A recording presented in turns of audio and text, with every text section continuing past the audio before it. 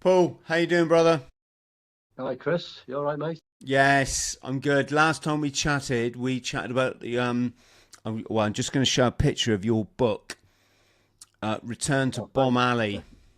Yeah, We're not going to talk about that today, but you were very brave in that book, and you highlighted all the, let's just call them discrepancies yeah, in the narrative that we were told about the Falklands. And I think we said this last time, Paul. We mean no disrespect to our fellow veterans whatsoever. oh yeah, We're all oh in. yeah, You served down there.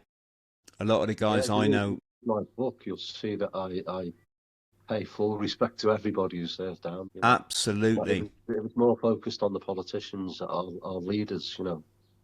Yeah, and there were. I don't want to get too much into it because we're going to be talking about town councils, but Yeah, or city councils. Um, but you highlighted some valid facts, like the peace deal that was on the table that conveniently sort of went missing. um, yeah, by Thatcher's yeah. Margaret Thatcher's government and etc etc. So and it takes some balls to do that, mate. Anyone can go along with the hero narrative, can't they? And Yeah, they can. I know you fought like hell for the truth, and yeah, I don't know if it comes at a price. If it means that price is a lot of people that just don't get it, mate, do they? But they don't. It's very easy to just to get on with your life. I mean, a lot of people have their own pressures, their own distractions, all that sort of thing going on. So anything that's inconvenient or uh, takes a bit of effort to look into, to research. Most people don't want to go there really, so they're happy to go along with whatever is the dominant narrative. So whatever they see on 6 o'clock news on BBC, they'll just go along with that and just enjoy their lives as best as they can, and we don't sort of you don't want to get involved, I suppose. And there are many distractions, aren't there, Chris, to encourage people away from that sort of thing. Absolutely. It's like it's almost like there's two kinds of people in the world, and again, I'm not judging. I mean no disrespect, but they're those that literally they don't want to know that the Titanic is sinking. They just want to keep partying it up, and you know hasn't affected them yet. and Yeah, then there's those that are like, hang on, something's really wrong here, and if people don't call it out, that's people don't right. stand their ground. I think Almost as if we're born like that, because from a very small child, I was like that. I was asking questions, and I was the sort of person who didn't trust necessarily trust my teachers or whoever it was, whoever the figures of authority were. I was always prone to question them rather than to accept everything they told me. brother, you're gonna have to speak up a bit. I'm just looking at the audio Yeah. level here, and it's quite low.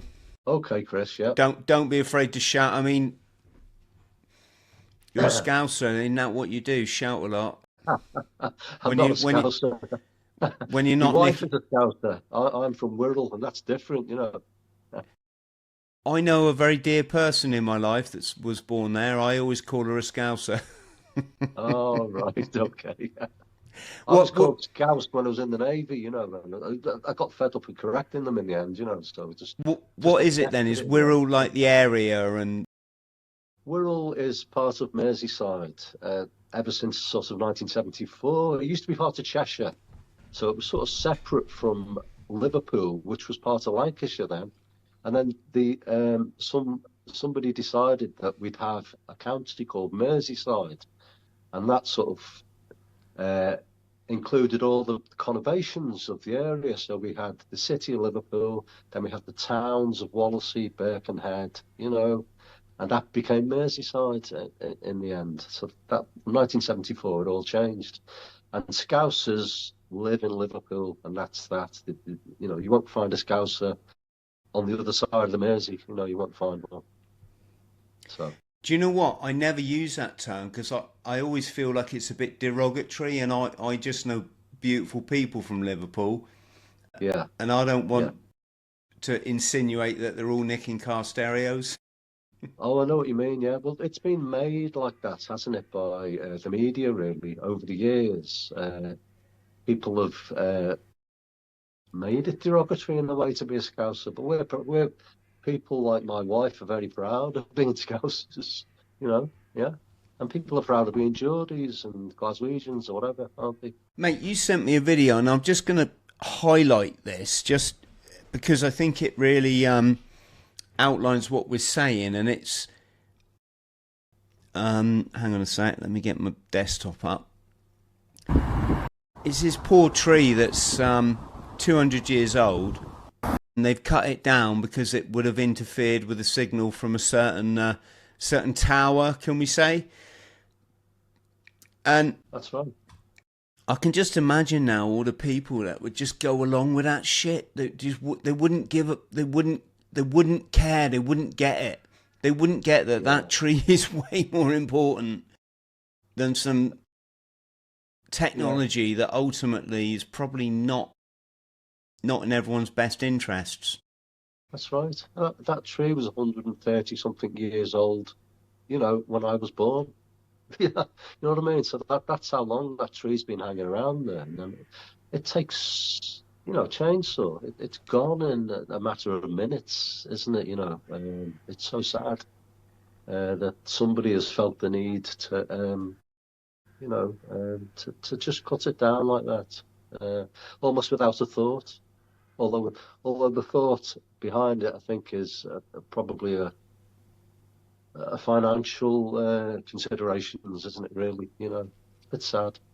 Yeah, they could argue that it was maybe the roots were damaging the pavement or something like that, or the underground cables or something like that. But on that side of the road that I showed you, there's a park there, so there aren't any electricity cables on that side of the road. When you get a big long park like that, there are no water, gas, or electricity mains running down that pavement. So, in fact, to connect that mast, they had to do a road crossing, to connect to the other side where the houses are. I know all about this because I used to work as a cable jointer at one point. So I was doing road crossings, to connect things to, connect businesses and connect houses and lampposts and stuff like that. So yeah, it's all a bit sad that they're doing that. And some councils, like Sheffield Council, I think around 2015, were cutting down tens of thousands of trees. We can wonder why. Why were they doing it? I mean, we know that a new way of operating your phone was coming along. That we had 4G, then we had 5G next. We know that was coming along, and we wondered with the timing of that, because the signals, the millimeter band microwave signals, don't travel through walls, and they struggle to travel through the trees in full foliage with all the leaves. They're a very short wavelength, and they cannot travel through walls or trees. So that makes you wonder where the trees cut down to facilitate the network, the new network that was coming along. Paul, you're no stranger to challenging the council, and how's that been over the years? Well, I'd have to go way back to a time when I think the term whistleblower was not in common currency. I think it did exist, but nobody really knew what a whistleblower was. I was working for Wirral Council. I started there in 1995, and I'd been there about 7 years, and then I became aware of a financial scam that was going on. And as I've already said, I'm the sort of person, I'm not going to stay quiet about something like that. I'm going to say something. I was working in the street lighting section, or the street lighting design section of Wirral Council, and I noticed that this financial scam going on. It was to do with overtime, and I thought to myself, I'm going to say something to my bosses because they will obviously they'll back me up on it, and we can get it all sorted out. It's public money after all.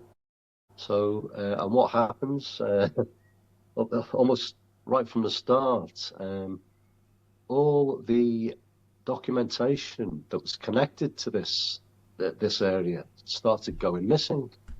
I thought, where's that file gone about the street lighting scouting rounds? Where's it gone? And somebody, after I'd said something, decided to take it away. I think what they were doing was getting it out of my reach, because the less evidence I had for what I was saying, the stronger their case would be. But anyway, I called in my union, which was Unison, and very quickly realised that they were hopeless. They said they would help me and whatever, but I'd been advised by a friend to keep a diary of what was going on, because as soon as I'd said something, people started behaving strangely towards me, and there was a bit of bullying going on, and you'd walk past people on the stairs and they'd just turn their eyes away and stuff like that going on. So it's all a bit not very nice, And a friend of mine said, keep a diary of everything, every incident that goes on, and that will help you, when it comes to hearings and whatever. So I did that, and I had this sort of dossier, and I thought, right, I'm going to take that to my Unison rep. I handed it to him a few weeks later, and my mate said, glue the pages together at the top. Just glue them together at the top before you hand it in. And I'm saying, what? Why? Just do it, mate. Okay, so I did. And then I got suspended. He said it was a neutral act, but this is what happens to people who complain or blow the whistle. They get suspended. And then I was out of the way, and they could start preparing their case then once I was out of the way. But this dossier, about 3 months later, I thought, I'm going to go down to the Unison office in Birkenhead, see what they're doing with this dossier. And I picked it up. The fellow was there, picked it up. All the pages were still glued together a few months later. I'd just discovered there and then that they weren't going to do a thing with it, So my mate who'd been advising me, his name was Mick. God rest his soul, he's no longer with us now. But he was the Northwest Regional Organiser for what was called the Transport and General Workers Union. He was the top man in the Northwest for that union. Like I say, he's no longer with us. But back then he said, join our union. It's now called Unite, that union. And I joined it, and he said he'd represent me. So the next thing is, sorry, before then, they'd levelled gross misconduct charges at me, which are sackable. So my reward for blowing the whistle was gross misconduct charges aimed at me to sack me. They'd accused me of bullying and harassment against my colleagues, but it was actually the other way around, And then there's a few other charges as well. But the hearing came along in about August, and it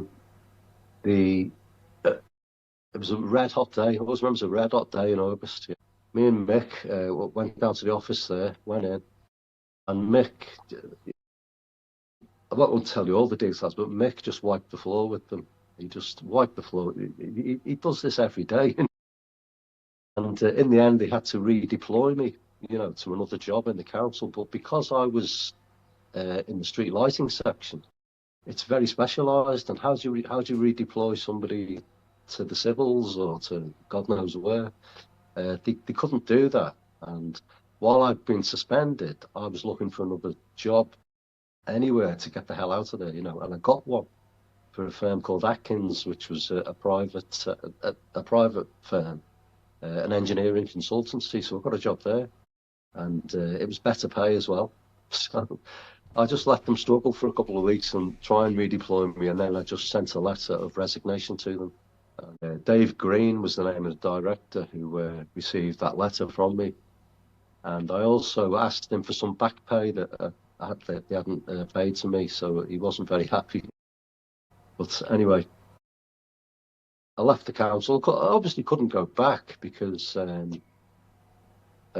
my name was like mud, so I couldn't go back there. So I was then at Atkins for a year, and I got a job at Cheshire. I should have learnt my lesson at Wirral, but I went back into the public sector and I got a job at Cheshire West and Chester Council, which was then called Cheshire County Council. It was one huge county council for Cheshire back then.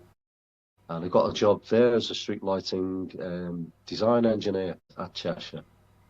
And it was great, and I loved it there, and uh, it started going wrong when my line manager, started getting very friendly with female colleagues. And everyone's noticing this, and they're coming to work together in the morning, they're going out on site together, and they're going home together at night. And he's a married man, living on Wirral, working in Cheshire.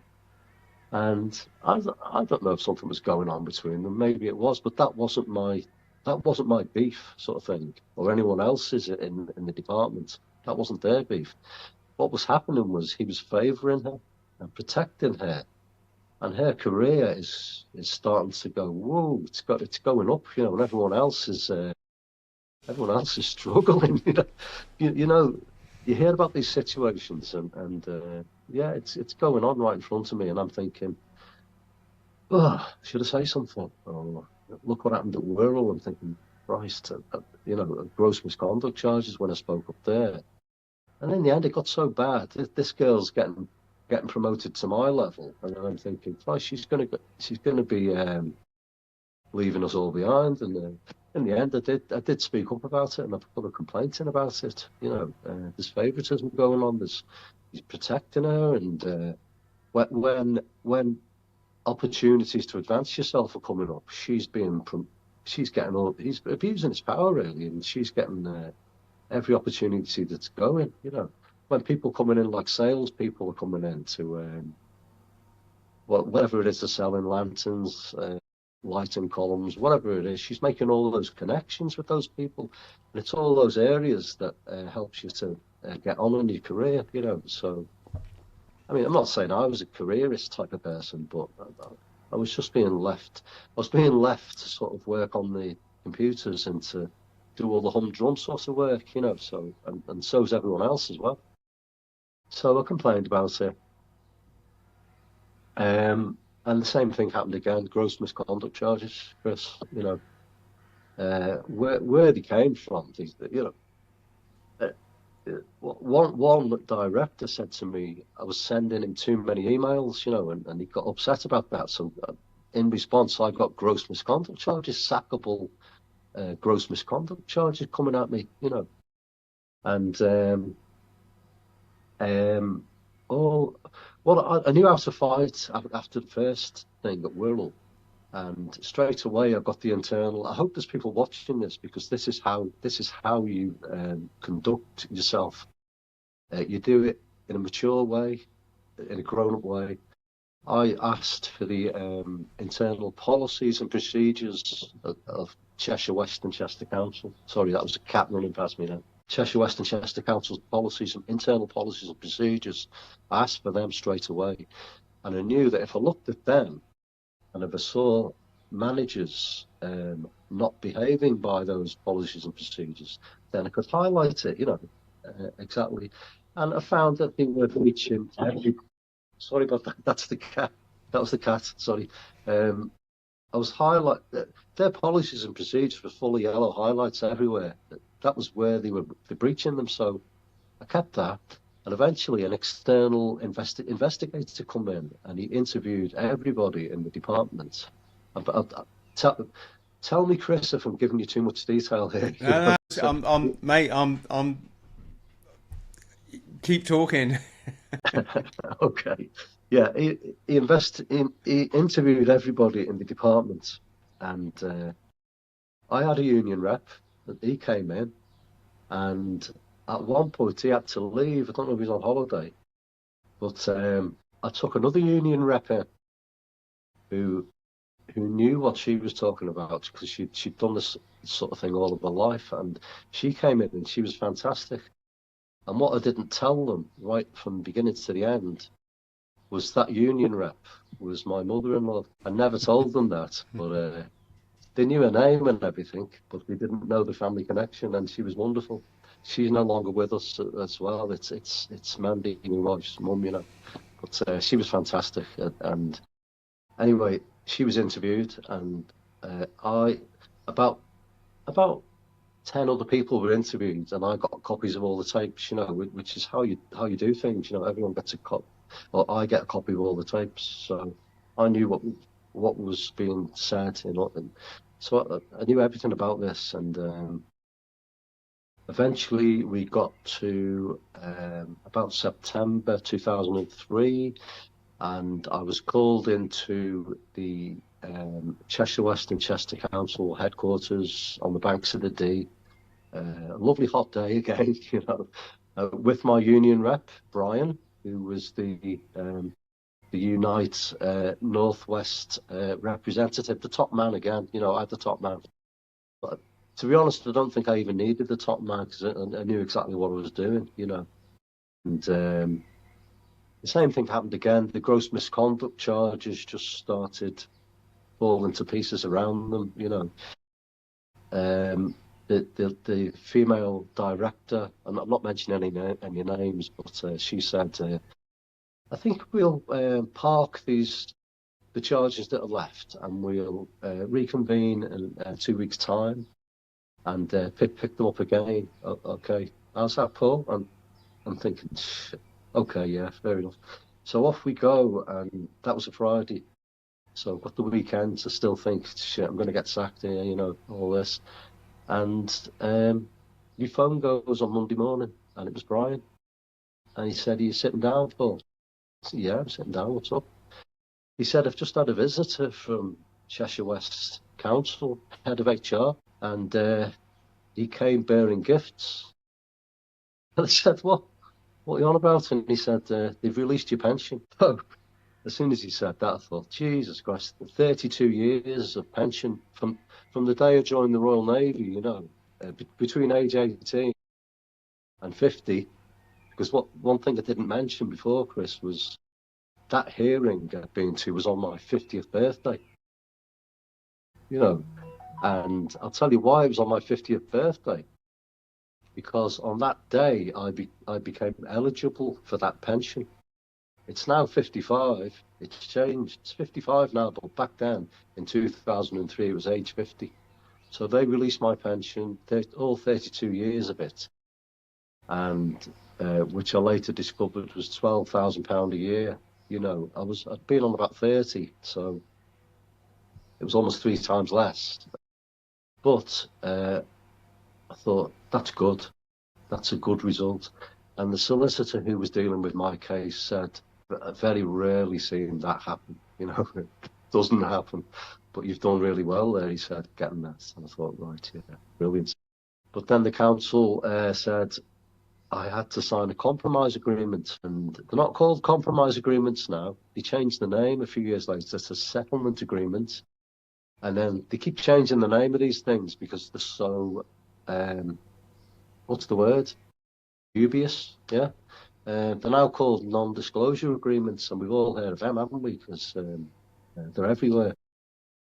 Tony Blair brought compromise agreements in the 1990s, and they're very good for councils and for any employer, really, because they're like, what are they called? A full and final settlement. People get gagged inside them. The person signing it, the signatory of the compromise agreements, can't talk about any of the circumstances that led up to signing that agreement. Not only that, the issuing body can't talk about it either. So a lot of stuff is just swept under the carpet in one go, and nobody can talk about it. If you do talk about it, it's under threat of being taken to the High Court, and good luck to you if you end up there. Because, you know, as time goes on, it's a bit like the Official Secrets Act. As time goes on, it gets a bit more it gets a bit easier to talk. And I've been singing really about my I'm doing it now, telling you about my situation. I don't even think about that compromise agreement anymore. But anyone signing one now and breaching it next week would end up in the shit, straight away. Sorry, I'm going off track a little bit. No, I just chip in here, Paul, Yeah, and say that yeah, this is a stupid mentality of people.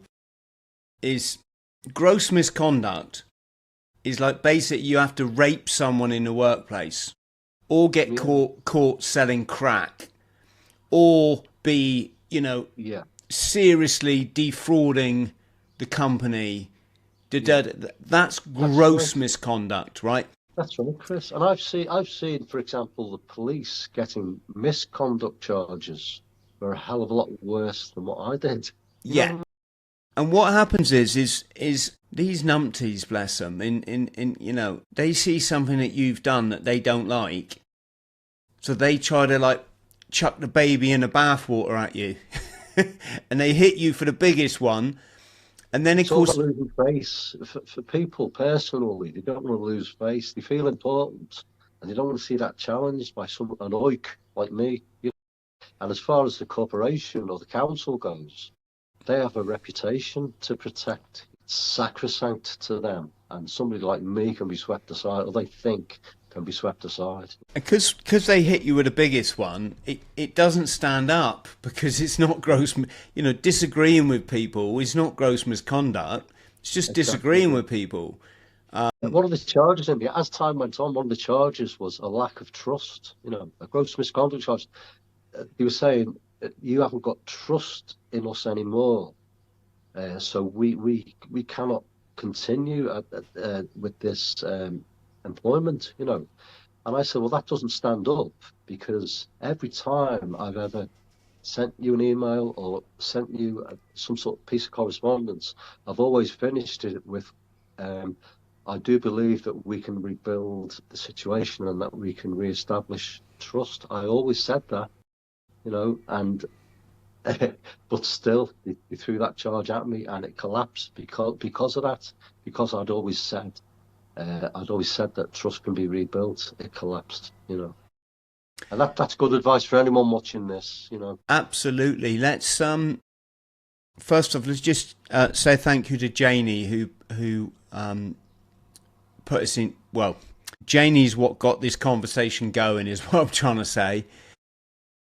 And we're talking about council watches, Yeah. and Janie's from Council Watch Liverpool. It is quite mad though, Paul, because you and I live in a completely different world to councillors, don't we? Let's be honest. We don't buy the nonsense. We know who's behind the last 3 years, 4 years, whatever it is. Yeah. It's a Yeah. big club. they That's right. they try and control That's right. everything, but obviously they don't control people like us, which is going to be their downfall ultimately, because truth is always the truth. Yeah. That's very true. But it is a funny situation where you've got these people on the town council. I don't know all the correct terminology, city council, county council, whatever, but like they're all a bit like old dodderers that they don't know shit about nothing. They don't Yeah. know about.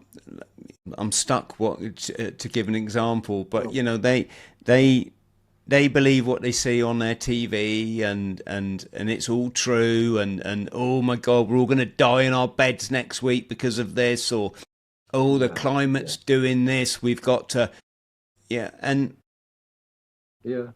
and you and I guess what I'm saying is, where's it going, Paul? Where's it going? Because I think Council Watch is great. It's put Yeah. some pressure on them that they've never had to have before.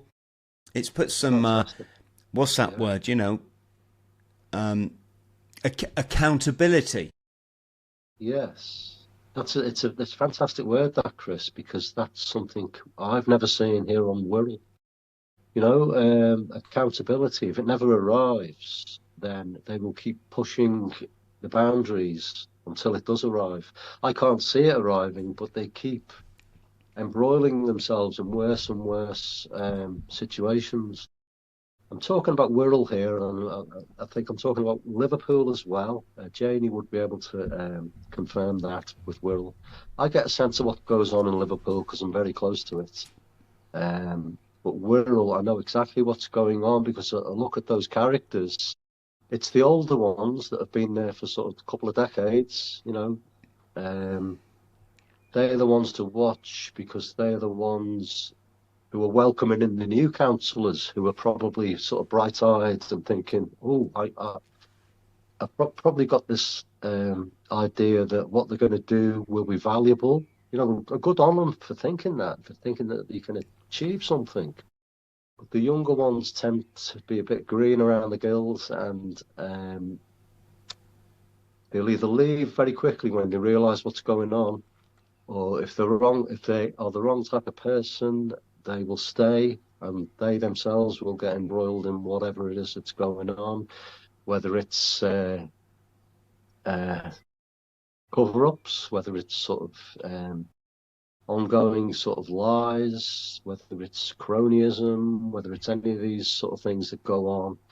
There's a big long list here with Wirral of different things that have gone on over the years. There was abuse of disabled people going on about 10 years ago. And a whistleblower called Martin Morton spoke up about it. He was a manager in social services.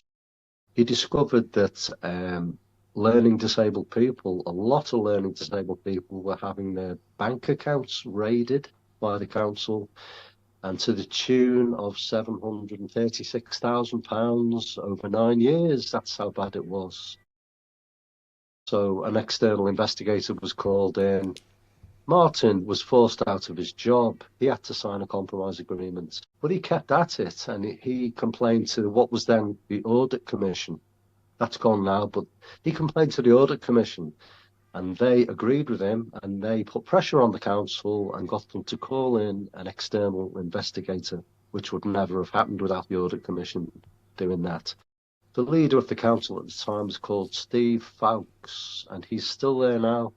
And I think of him as a kind of dead hand on the tiller. He's like a person that you don't see or doesn't make himself obvious. He's still there, and he's functioning, and he always gets voted in by the people. That's not going to change. He'll always be voted in because he's been there so long. But like I say, dead hand on the tiller of the ship, and it's a ship that's slowly sinking, as far as I'm concerned. I mean, I'm going off the subject here. We were sort of generally talking about councillors, but somebody like Steve Fowkes is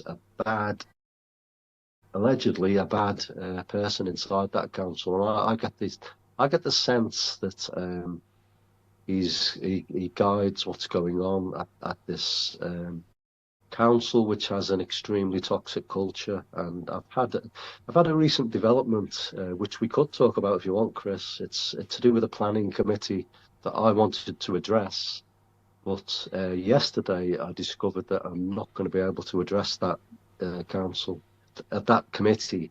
I think because they know who I am. But only if you want to talk about that, Chris. Yeah, are we talking about the certain masts? Is that? Yeah, it's certain masts that have gone up. They started going up around 2020, when the lockdowns came in.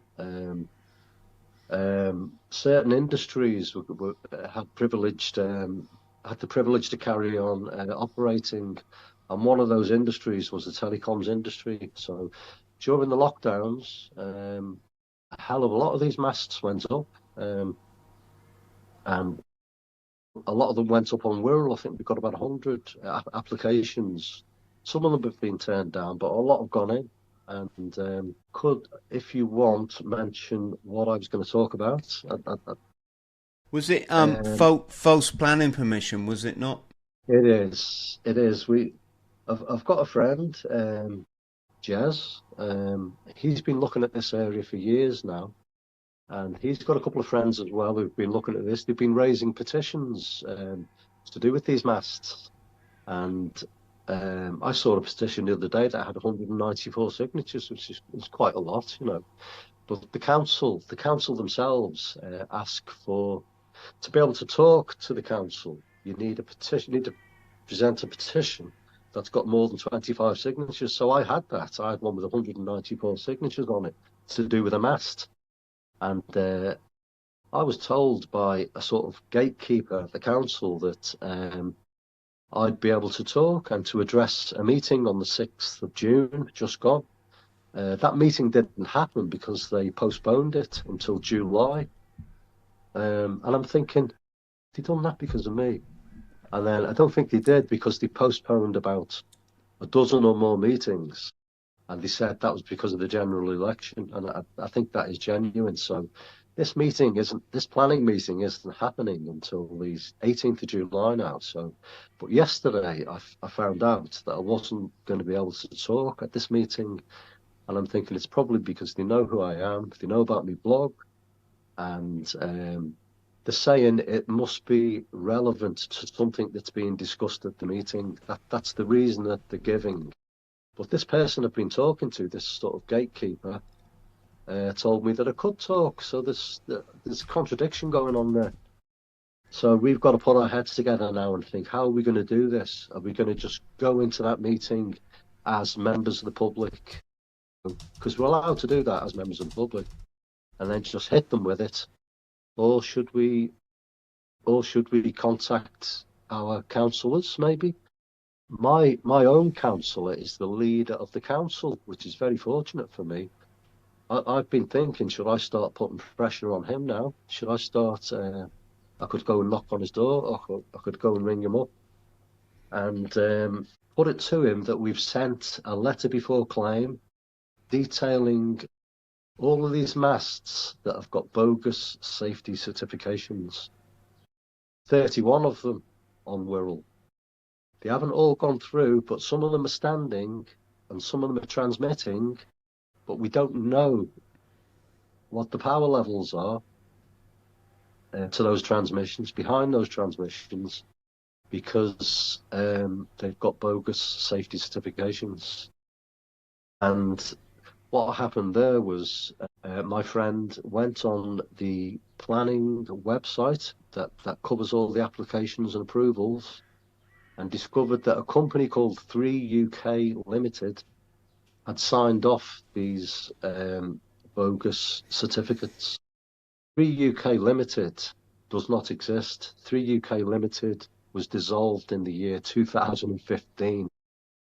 5 years before these masts were ever planned to go in. So those certificates are fraudulent, you could say.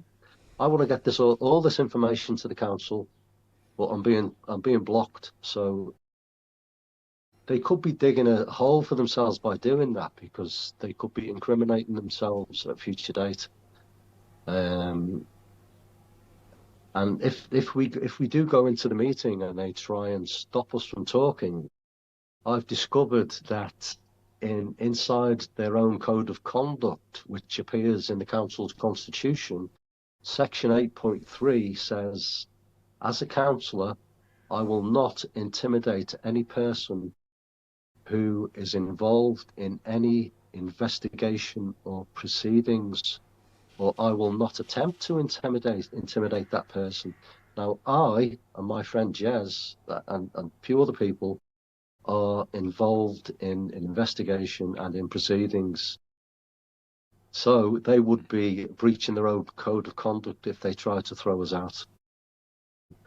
We've done a lot of thinking and a lot of planning on this, but we're being prevented by the council from going in and stating our case.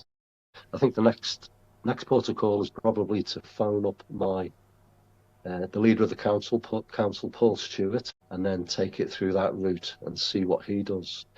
He may see that, oh shit, I better not incriminate myself. I better let this fella in. Or he may take the route of just ignoring me. I don't know. I don't know what's going to happen, Chris. So that's one to watch. It's all happening right now. Absolutely. I hate all this stuff, you know. these stupid towers and stuff. It's as if it's making life better. It's not. You know, it's just destroying the future for our kids. They all just spend all their times on the bloody tablets now, and they're not out there. We've got to speak up. It's us that have got to speak up, because who else is going to do it? You know, we can't rely on councillors to do that, can we? We know that now. We can't rely upon. We've got to do their job. We've also sent that letter before claim, which is a legal document, to Michael Gove, who is the minister concerned. We've sent it to the Serious Fraud Office. We've sent it to the National Crime Agency. It's gone to obviously to the Chief Executive Officer of Wirral Council. And it's also gone to the Planning Inspectorate in Bristol. So we're covering all our bases, and we're doing everything right, you know. We're doing everything properly. We don't want to do their jobs. We want to see them doing their jobs properly without breaching their codes of conduct. You know, that's all that we're asking. Absolutely. Paul, on that note, I'm going to say thank you very much. Okay. Keep up the good work. Keep spreading the news. Friends at home, if you could like and subscribe, that would be wonderful. There you go. Look, there's a little clicky thing. Yeah, Paul. No, on behalf of all of us, thanks for your hard efforts. It's our being at the coalface. It is. I'll tell you what, Chris. I should say this now. When I first set out on this road, it's quite stressful, really. And have you heard that sort of analogy of walking a tightrope? You know, you think like you're gonna one misstep and you're gonna fall off, you know, down into the gorge or whatever. But I'd say I've been doing it so long now, it feels like I'm riding along that tightrope on a unicycle, juggling, you know, because it feels right and it feels good, and I've had my victories along the way. So I'd recommend, if your health is up to it, for anybody to do this, to get involved in it and to speak up. It's like you say, Chris, it's our children. Absolutely. Paul, stay on the line so I can thank you properly, but thanks for joining us on the show again. That's it. Friends out there, if you could like and subscribe. I'm going to say no more. Much love. Cheers. Cheers, Chris. Cheers, brother.